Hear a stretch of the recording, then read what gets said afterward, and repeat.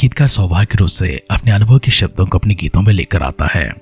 उसके खुशी के अनुभव उसमें दिखाई पड़ते हैं, उसके दुख के अनुभव उसमें दिखाई पड़ते हैं, उसकी हर प्रकार की संघर्ष इसमें दिखाई पड़ती है, उसकी हर प्रकार की लड़ाई इसमें दिखाई पड़ती है। कैसे परिस्थितियों से वो गुजरते हुए, कैसी हालतों से वो निकलते हुए अपने पराक्रम और उसे प्रतिफल मिला हुआ विजय को एक गीत के रूप में प्रकट करता है। एक गीतकार अक्सर अपने अनुभवों से लिखने लगता है। यदि वही गीतकार अपने पेशे के लिए लिखने लगता है तो स्वाभाविक रूप से अपने अनुभव से भी लिखता है, लेकिन अधिकांश में वो किसी और से प्रेरणा को प्राप्त करते हुए, किसी चीज से प्रेरणा को प्राप्त करते हुए, किसी व्यक्ति से प्रेरणा को प्राप्त करते हुए या किसी हालत से प्रेरणा को प्राप्त करते हुए लिखने लगता है।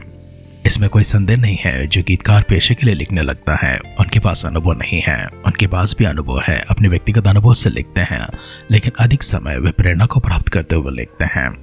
हमारी अध्ययन में हमने कई प्रकार के गीतों को देखा है और अधिक समय हमने विजय के गीतों को देखा है। कल की हमारी ध्यान में जिस प्रकार से हम गौर कर रहे थे, दबोरा नाम परमेश्वर की एक भविष्यद्वक्तिनी थी और किस प्रकार उसने परमेश्वर की आत्मिक अगुवाई में चलते हुए सीसरा को हराने के लिए बाराक से कहा था कि आगे चल पड़ और 10,000 पुरुषों को इकट्ठा कर। लेकिन बाराक ने उत्तर दिया था, अगर तू संग नहीं चलेगी तो मैं नहीं जाऊंगा, मैं अकेले आगे नहीं बढ़ूंगा।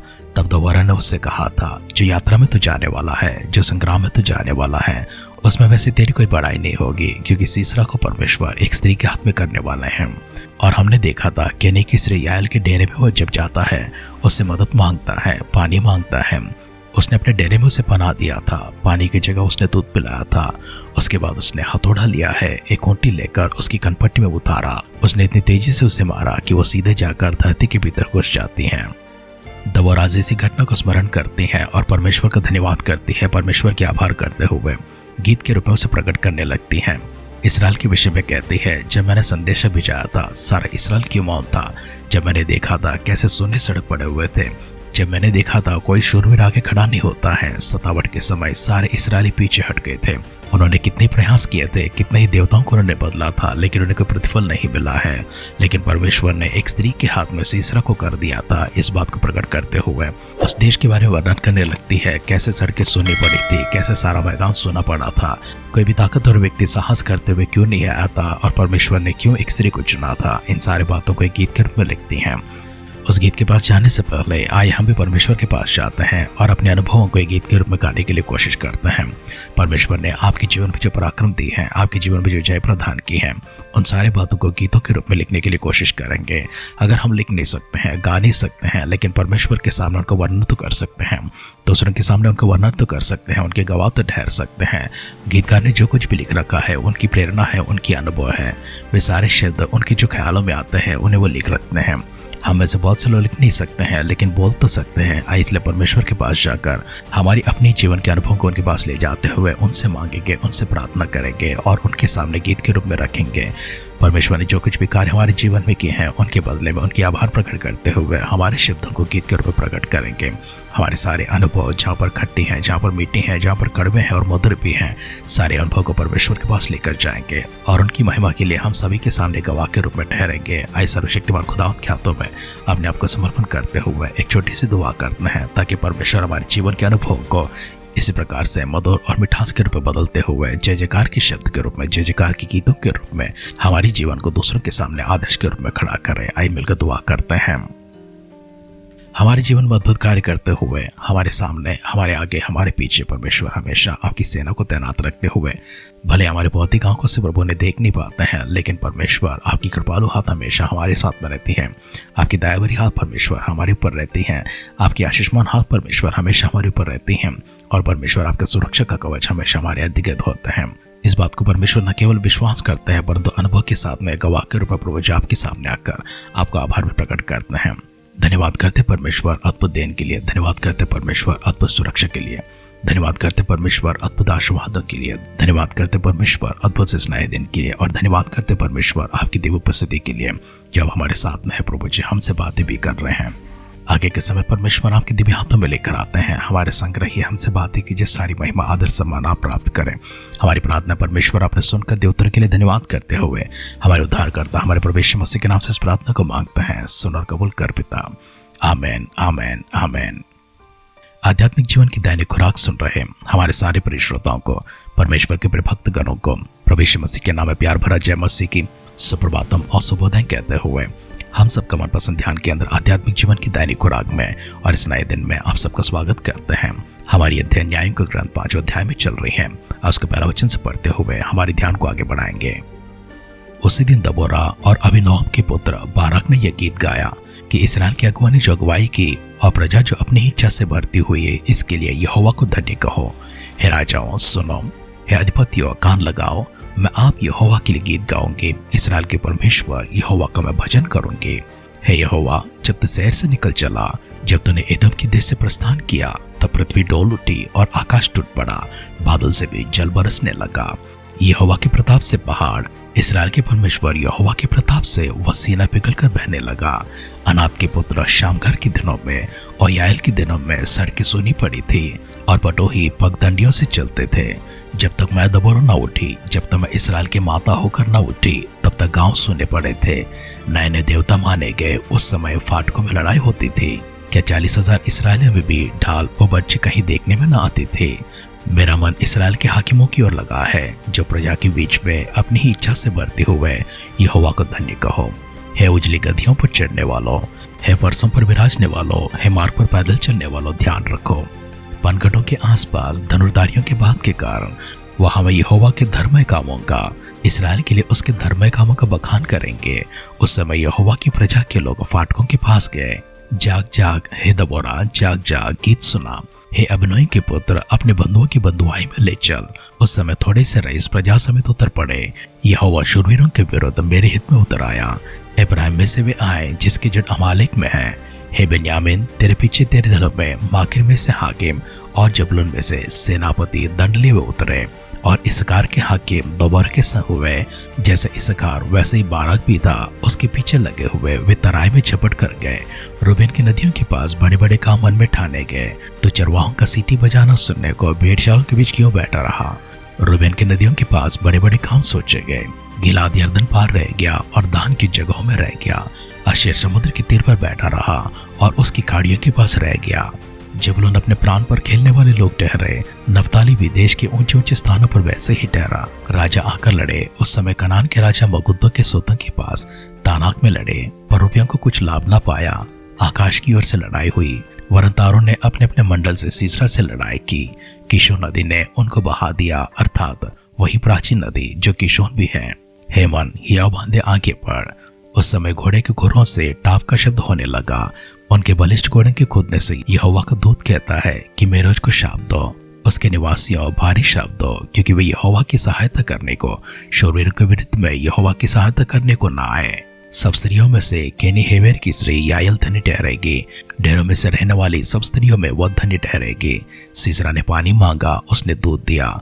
रईसों के योग्य बर्तन में वह मक्खन ले आई। उसने अपना हाथ खूंटी की ओर, अपना दाहिने हाथ बढ़ई के हथौड़े की ओर बढ़ाया और हथौड़े से सीसरा को मारा। उसके सिर को फाड़ डाला और उसकी खनपट्टी को आर पार छेद दिया। उस स्त्री के पांव पर वह झुका, वह गिरा, वह पड़ा रहा। उस स्त्री के पांव पर वह झुका, वह गिरा, जहां झुका वहीं मर पड़ा रहा। खिड़की में से एक स्त्री जाग कर चिल्लाई। सीसरा की माता ने झिलमिली की ओट से पुकारा कि उसके रथ के आने में इतनी देर क्यों लगी? उसके रथों के पहियों के आबेर क्यों हुई हैं? उसकी बुद्धिमान प्रतिष्ठित स्त्रियों ने उसे उत्तर दिया, वरन उसने अपने आप को इस प्रकार उत्तर दिया कि क्या उन्होंने लूट पाकर बांट नहीं ली? क्या एक एक पुरुष को एक एक, वरन दो दो कुंवारियां, और सीसरा को रंगे हुए वस्त्र की लोट, वरन बूटे काढ़े हुए रंगीले वस्त्र की लोट, और लूटों के गले में दोनों और बूटे कढ़ाए हुए रंगीले वस्त्र नहीं मिले? हे यहोवा, तेरे सब शत्रु वैसे ही नाश हो जाए, परंतु उसके प्रेमी लोग प्रताप के साथ उदय होते हुए सूर्य के समान तेजोमय हो। फिर देश में 40 वर्ष तक शांति रही। न्यायों का ग्रंथ 5 अध्याय का पहला वचन से लेकर अंतिम वचन तक हमने पढ़कर सुना है। इस अध्याय में पूरा पिछले अध्याय में जो घटना घटी है उसका विवरण दिया गया है। उसी घटना को गीत का रूप देते हुए दबोरा ने और बाराक ने गाया है। सभी लोगों को बुलाया है, सारे इसराइल के प्रजाओं को बुलाया है। और इस गीत को हम लोग 2 भागों में वर्णन करता हुआ देखते हैं। पहला भाग उनके विजय के रूप में है और दूसरा भाग सीसरा के विषय में है। हम इसका पहला भाग को इस प्रकार से देखते हैं। दबोरा कहते हैं, जब सीसरा इसराइल के ऊपर अत्याचार कर रहा था, उनके ऊपर अंधेर कर रहा था, तब इसराइल में से कोई भी तैयार ना हुआ था। 40,000 वैसे शूरवीर थे, लेकिन उनमें से कोई भी सिद्ध होकर आगे नहीं बढ़ा था। अपने आप के बारे में कहती हैं, जब तक स्त्री अपने आप को एक न्याय के रूप में और एक स्त्री अपने आप को इसराइल की माता के रूप में खड़ा नहीं करती हैं, तब तक सीसरा के विरुद्ध में लड़ने के लिए कोई नहीं निकला था। परमेश्वर की महिमा का वर्णन करते हुए पिछली यात्रा में कैसे परमेश्वर ने इस्राएलियों को साथ दिया है, उनको चलाया है और सारे पराक्रम के कार्य परमेश्वर ने ही किया है, उन सब बातों को वर्णन करते हैं। और दूसरा भाग में देखते हैं सीसरा के विषय में लिखती हैं और सीसरा को किस प्रकार से कैनी की स्त्री याएल ने मारा था, उन बातों को भी लिखा है। लेकिन उसके बाद और भी आगे बढ़ते हुए सीसरा के माता का मन के बारे में बताने लगती हैं। सीसरा की माता के बारे में इस प्रकार से कहती हैं, खिड़की में से एक स्त्री झांक कर चिल्लाई। सीसरा की माता ने झिलमिली की ओर से पुकारा कि उसके रथ के आने में इतनी देर क्यों लगी है, उसके रथों की पहियों की अबेर क्यों हुई हैं। तब उसकी बुद्धिमान प्रतिष्ठित स्त्रियों ने उसको उत्तर दिया, वरन उसने अपने आप को इस प्रकार से उत्तर दिया, हो सकता है विजय को प्राप्त कर वो लूट बांटते हुए एक एक पुरुष को एक एक वरन दो दो कुमारियां और सीसरा को रंगे हुए वस्त्र की लूट, वरन बूढ़े काटे हुए रंगीले वस्त्र की लूट, इस प्रकार से अपने मन की बातें कहने लगती हैं। सीसरा की माँ अपने आप को धीरज देने लगती है और कहने लगती है कि सीसरा विजय के बाद में सारे लूट को बांटने के लिए अपनी प्रजा के साथ में, अपनी सेना के साथ में समय को बिता रहा है। लेकिन अंत में दबोरा इस गीत को समाप्त करते हुए कहती हैं, हे यहोवा, तेरे सब शत्रु ऐसे ही नाश हो जाए, परंतु उसके प्रेमी लोग प्रताप के साथ उदय होते हुए सूर्य के समान तेजोमय हो। इस प्रकार से दबोरा ने अपने गीत के बोलों को समाप्त किया है। दो भागों को हमने देखा है। पहला, किस प्रकार से परमेश्वर ने विजय दिया है। दूसरा भाग हमने सीसरा को देखा है, किस प्रकार से एक स्त्री के हाथों में सीसरा मारा जाता है और उसकी माँ की हालत कैसी होती है। और बाद में हमने देखा है इस विजय के बाद में इस्राएल को 40 वर्षों तक फिर से शांति मिली है। एक न्यायी के रूप में, एक भविष्यद्वक्ता के रूप में दबोरा एक अगुवा के रूप में इस्राएल के सामने खड़ी होती हैं। इस्राएल की प्रजा के लिए एक माता के समान खड़ी होती हैं और उसकी आड़ में इस्राएल शांति को प्राप्त करती है, इस्राएल जय को प्राप्त करती है, इस्राएल दृढ़ हो जाती है। 40 वर्षों के लोगों को किसी बात की चिंता नहीं थी, क्योंकि दबोरा उनकी न्याय होकर, उनकी भविष्यद्वक्ता होकर, उनकी अगुवा होकर उनके साथ में खड़े थे। दबोरा ने इंतजार किया था, कोई तो पुरुष खड़ा होगा, कोई तो शूरवीर खड़ा होगा जो इस्राएल के पक्ष में होकर इस्राएल के लिए खड़ा होगा और सीसरा के विरुद्ध में जाएगा, उसके विरुद्ध में लड़ाई करेगा, इस्राएल को शांति दिलाएगा। लेकिन जब उसने देखा सारी सड़कें सूनी पड़ी हुई हैं, सारे रथ भी रुक चुके हैं, कोई घोड़ा नहीं हिल रहा है, कोई शूरवीर आगे नहीं बढ़ रहा है, तब उसने अपने मन में ठान लिया और परमेश्वर की आत्मा की प्रेरणा से वो खड़ी हो जाती है और इस्राएल की माता होकर, इस्राएल की न्याय होकर, इस्राएल की भविष्यद्वक्ता होकर वो परमेश्वर की सहायता से अगुवाई करती है, नेतृत्व करती है और विजय प्राप्त करती है। वचन सुन रहे प्रियजनों, परमेश्वर आपके लिए भी इंतजार करते हैं। अगर आपको मौका दिया गया है लेकिन आपने मौका का इस्तेमाल नहीं किया है, आप उसमें खड़े नहीं हो पाए हैं, तो परमेश्वर हर किसी को समय देते हैं, लेकिन उस समय खत्म हो जाने के बाद परमेश्वर उस कार्य को करने के लिए किसी और को खड़ा करते हैं। आपके सामने कुछ चुनौतियां हैं, परमेश्वर ने अगर आपको बुलाहट दी है, आपको परमेश्वर सामर्थ भी देंगे, आपको शक्ति भी देंगे, आपकी अगुवाई भी करेंगे, आपका साथ भी देंगे। विश्वास के साथ, हिम्मत के साथ, हौसला बढ़ाते हुए अपने कदम को आगे बढ़ाए। आइए दुआ करते हैं। सीसरा के जैसा कोई दुश्मन, सीसरा के जैसा कोई ताकत, सीसरा के जैसे कोई विपत्ति परमेश्वर हमारे परिजनों को सता रही है, परेशान कर रही है, तो हम आपसे नम्र निवेदन करते हैं, सर्वशक्तिमान खुदावंद इस्राएल के साथ में जिस तरह आप खड़े हुए हैं, दबोरा को जिस तरह से आपने खड़ा किया है, उन्हें सामर्थ दिया है, उन्हें शक्ति दी, उनको अगुवाई किया है, परमेश्वर इस प्रकार से हमारे परिजनों के विषय में भी दुआ करते हैं। उनके आसपास रहने वाले उनके सारे माहौलों को परमेश्वर बदलने के लिए, परिवर्तित करने के लिए, इस्राएल जैसी स्थिति में पड़े हुए या फिर सीसरा की तरह प्रभु जी अंधेर करने वाले अगर उनके जीवन में कोई है, कोई हालात है, उन सबों के लिए प्रार्थना करते हैं। सर्वशक्तिमान खुदा इसी समय परमेश्वर उन सबों को दूर करने के लिए दुआ करते हैं। आपकी महिमा में स्पर्श परमेश्वर उनके ऊपर ले आने के लिए दुआ करते हैं। उन सबों को परमेश्वर अपनी आत्मा का अगुवाई में चलाने के लिए प्रार्थना करते हैं।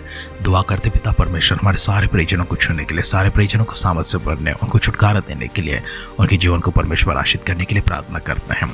हर प्रकार के संग्राम में प्रभु उनकी मदद करते हुए, उनको छुटकारा दिया परमेश्वर, इसके लिए धन्यवाद करते हुए आप हर मन के साथ में हमारे उद्धारकर्ता हमारे प्रभु यीशु मसीह के नाम से इस प्रार्थना को मांगते हैं। सुन और कबूल कर पिता। आमेन, आमेन, आमेन। दोबारा के संग रहकर इस्राएल को विजय दिलाने वाला वो परमेश्वर आपकी भी संग रहकर आपके घर पर, आपके परिवार पर, आपकी कलीसिया में हो, आपके काम के क्षेत्र में, आपके व्यापार के क्षेत्र में हो, परमेश्वर आपको विजय दिलाए।